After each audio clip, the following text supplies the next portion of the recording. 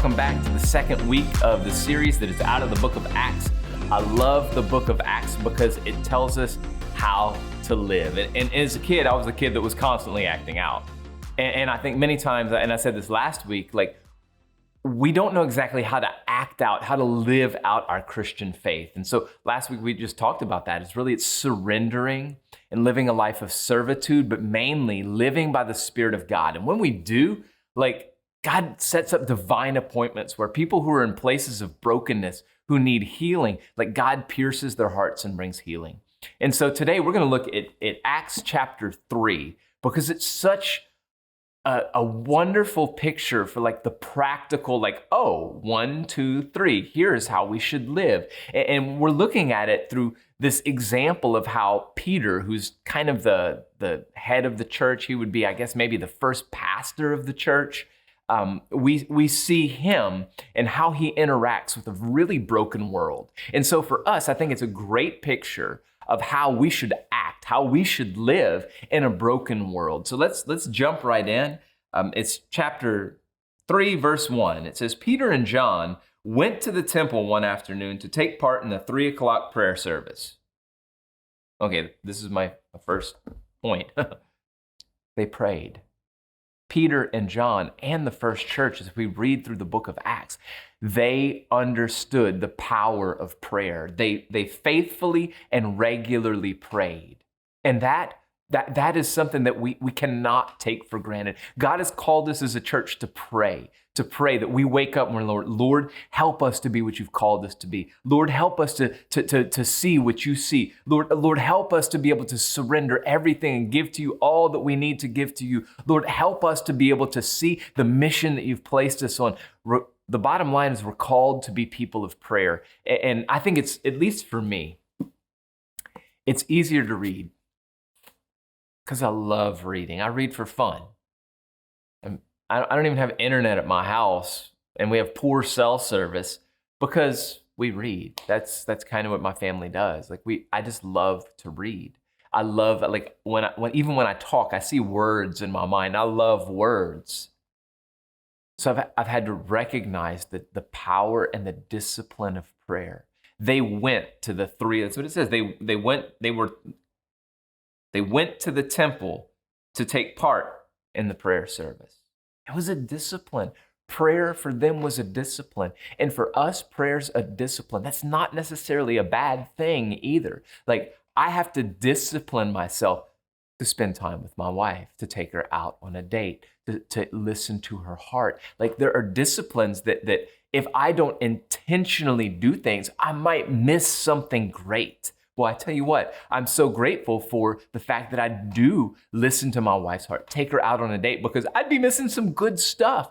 And I just can't help but wonder if many Christians miss the goodness and the grace of God in their life because they're not going to the place of prayer or going to the place where there's going to be prayer or with the people who are going to be praying. Remember, more is caught than is taught. And if you want to be someone who has a vibrant prayer life, hang around people who pray and pray with them.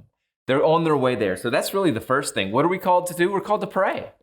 That's number one. We're called to pray. It says, so they're going to the 3 o'clock prayer service. As they approached the temple, a man lame from birth was being carried in. Each day he was put beside the temple gate, the one called the Beautiful Gate, so he could beg from the people going into the temple. When he saw Peter and John about to enter, he asked them for some money. Very simple setup. But verse 4 is interesting to me. It says, Peter and John looked at him intently. And Peter said, look at us. This is what I want us to get. That we are called to see. Not like the world sees, but to see what God has for us in any given situation. So they're going to the prayer meeting, they're going to the place of prayer, and there's this beggar that's being carried in because he wants to beg from people who are they're going to church. And so as Peter and John walk by him, they stop and they look intently at him. And then they say to him, you look at us. Because we're called to look at things that other people just pass by. This is how we're to live out our faith, to not just like scan over the broken or walk by or just throw a dollar bill. Peter says, he says, look at us. They're looking at him intently. He's looking at him. And the guy's not looking at him. And then he says, hey, look at us. And he looks at him. Peter and John do what everybody else won't do. Everybody else just walks by. Maybe they throw him a coin or two. Maybe they give him some food. But Peter and John don't do that. They see him. They do more than see him. They look at him. They say, look at us. And then here's what they say. The lame man looked at them eagerly, expecting some money. Can I tell you? That's not a wrong expectation. It's a normal expectation. It's what this man had been conditioned, that when people go into church, come by, he's going to get something physical from them. Like they're going to give him money. That's not a bad thing. That's a good thing. In fact, Jesus says in Matthew 5:16, let people see your good works and glorify your Father in heaven. But if we're not really going to feed their soul and we're just going to feed them a hamburger or they just give them some money, maybe we're missing the bigger picture, because I really believe that what Jesus, even in Matthew 5:16, is calling us to is not simply meeting physical needs, but recognizing that we see the spirit of that person and that we reach them in the place of their pain more than just give them a drink or give them some food or give them some money. And I hope you're tracking with me on this, because they say, look at us. And the lame man looks at them eagerly expecting some money. And this is Peter's response. He says, I don't have any silver or gold for you, but I'll give you what I have. In the name of Jesus Christ, the Nazarene, get up and walk.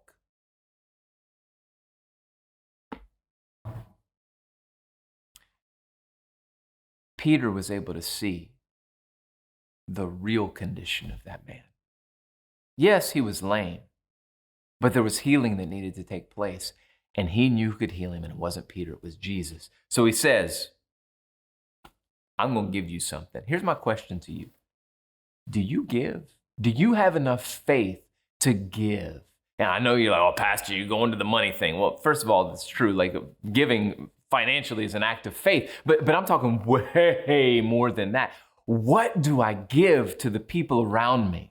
Do I give a harsh word? Do I give criticism? Or do I give something that's going to bring them from a place where they've had trouble walking through some things and bring them to a place of life? Because we're called to be people of prayer, but we're called to see people, to see the things that other people don't see and see that there's a spiritual need, and then to give of ourselves to bring them to a place where they can walk out of the junk, the funk, the sin, the misery that they're in. Peter says, look at me. The man's like, huh? And he says, I don't have any silver, I don't have any gold, but I'm going to give you what I do have. He had the power of God inside of him to see that man who couldn't walk stand up and walk. And maybe you don't have a gift of healing. Maybe you do, but maybe you don't have that gift of healing, but you can help somebody who's having trouble in life walking through the things that they're walking through, and you can say, I see where you are. And listen, I'm going to do what I can, but I'm basically just going to invite you to get up and meet Jesus, because he has a place of healing and wholeness for you. That's what he says. It says, get up and walk. He tells the man who is lame to get up and walk. And what faith that took. What faith? He knew. Because of his relationship with Jesus, he knew the power of God was with him, and it didn't have anything to do with Peter. It had everything to do with God, but he believed. And he said, get up and walk. He tells the man, get up and walk. But apparently that didn't happen, because it says, then Peter took the lame man by the right hand and helped him up. And I wonder, I don't think Peter stumbled at all. I think he had enough faith to believe that that man could get up and walk, but the man didn't move. Why? Because he was lame. He was crippled. He couldn't walk. And so Peter helped him up. He reached out, he touched him, he grabbed him, and he picked him up. This is how we're to live out our faith from prayer. Do you see the progression? Being in the presence of God and hearing from him. Prayer. seeing the brokenness of people, but knowing, having the faith. Like, I see, but I can give something that I know is going to bring them to a place of wholeness. And then he gave him himself, and he helped him. He took him by the hand. The person everybody walked by, the person that people probably avoided. Come on, you often avoid that guy that's standing there with the sign. Like, I've given those guys money. I've prayed for them as well. But can I tell you, like, we're called to see them and then to give of ourselves. He helped him up. And as he did, the man's feet and ankles were instantly healed and strengthened. And he jumped up, stood on his feet, and began to walk. Then walking, leaping, and praising God as he went into the temple with them. I circled, and as he did. And it's for me. So it says, get up and walk. Peter took the lame man by the right hand and helped him up. And as he did, see that, so the grammar guy in me, the English major guy in me comes out and says, and as he did. See, he is an unclear pronoun reference. You know what that means? That means, I don't know if he's talking about the he refers to the lame man or if it refers to Peter. And I'm thinking maybe it refers to both, because that lame man had to be a participant and receive help. Peter helping him up, and as he did that, he was healed. Or maybe it was Peter, that as Peter reached out and grabbed the hand and said, hey, and helped him. Maybe that was it. I don't know. I know this, that we're better together. Ecclesiastes tells us that. The Bible clearly shows us that. When we are in the place of prayer in the presence of God, we're able to see people clearly. When we give of ourselves and we reach out a helping hand to those who are in need and can't walk, let me tell you what happens. The power of God shows up. It wasn't Peter. Peter didn't drag him around and say, look, he's walking. Peter simply reached out. And at the same time, that man had to reach out his hand. Both of them were believing that there was a God moment there. And when their hands met and Peter pulled and that guy pulled back, something miraculous happened that was bigger than both of them. It was the power of God that showed up, and the man's ankles and legs were straightened and healed up, and he stood up. Then he walked. Then he jumped. And guess where he went? He followed Peter and John into the temple. Wow, what a picture for how we are to live in a place of prayer, to see people as God sees them. Everybody else saw a beggar. God saw a man who was going to be an unbelievable worshiper. To give of ourselves. I'm just saying, if I see the picture in my mind, Peter had to have some tremendous faith because the temple was crowded. Get up and walk. And the guy's just laying there. He's like, I'm sure the guy's thinking, bro, I'm crippled. What are you doing? And then Peter reaches out his hand, that act of faith. That man reaches his hand up, and God meets him. So here's the thing, like, I think so often we don't see God moments because we don't have the faith that God, who helps us walk, will help somebody else walk. Because we just fail to see him because we haven't been in the place of his presence in prayer. Because let's read on. In verse 9, it says, all the people saw him walking and heard him praising God. So now he's jumped up. His legs have been straightened. He goes from his legs straightened and reaches up, legs straightened. He's standing, then he's walking, then he's leaping and praising, and everybody sees it. It's a packed temple. It says, when they realized he was the lame beggar they had seen so often at the Beautiful Gate, they were absolutely astounded. They all rushed out in amazement to Solomon's colonnade. It's like the outdoor porch, where the man was holding tightly to Peter and John. Look at verse 12. And Peter saw his opportunity. Because listen to me, when we're in the place of prayer, when we're able to see people as God sees them and not just walk by, and we see the brokenness, but we believe that we've got something. It's not us. It's the power of God with us and through us that we give, that we have now an opportunity, not just to see them healed, but to see an opportunity for us to go and be a light to so many. And so Peter saw his opportunity and he addressed the crowd. He says, what's so surprising about this? Why stare at us as though we'd made this man walk by our power? For it is the God of Abraham, Isaac, and Jacob. And he begins to tell the story of Jesus. And we see again a move of God and the foundation of even a greater increase in the church. And here's my heart, that you grow spiritually. Like, man, church growth, like people can get so excited because people show up to a service. That's good. That's not what excites God.